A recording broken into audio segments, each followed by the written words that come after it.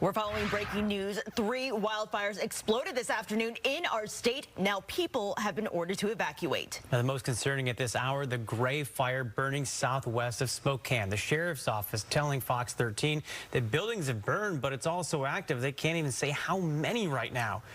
All of the roughly 5,000 people living in Medical Lake are under a level 3 or go now evacuation.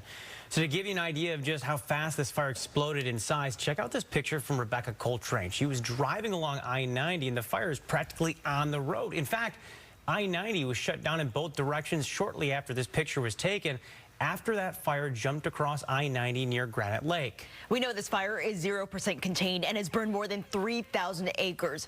Eastern Washington University, which is located in Cheney, that's very close to Spokane, sent out an update putting students on a level 2 evacuation order. That means to get ready to go at any moment.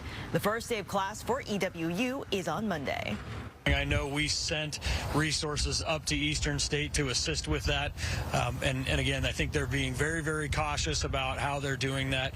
But again, they have plans for these kinds of eventualities.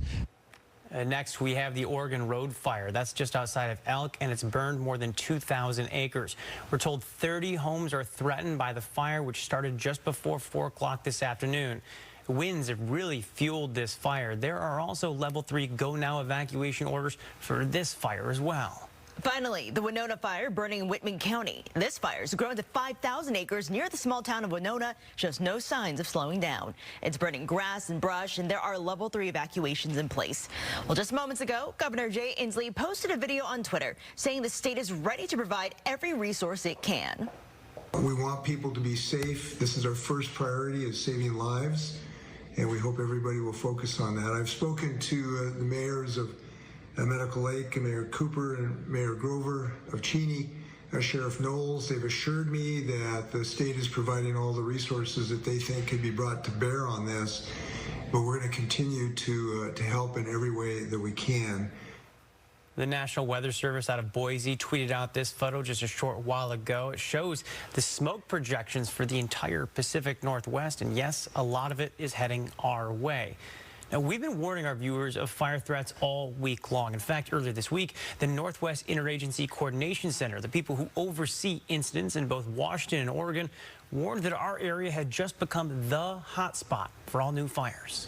So we are receiving resources from outside the region to assist.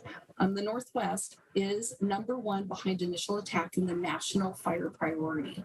We just moved into that position today. It's kind of one of those positions you don't want, but it's a position that allows us to ask and receive resources as they become available. Now, we've been talking about the fire danger out there. Aaron, we finally got the cooler temperatures that we were hoping for, but the reality is it was still hot and dry out there. Yeah, for sure. And a recipe for disaster as far as critical fire threat goes, because we have the temperatures that have still been fairly warm over in eastern Washington in the 90s. They'll be in the 80s tomorrow, but the threat is high. So specifically, when we're talking about the gray fire, the Medical Lake, where the evacuations were happening today, tonight, west winds 6 to 14 miles an hour. Then overnight, they'll shift to northerly winds. So as we get into our Saturday, they're moving out of the northeast 6 to 9 miles an hour.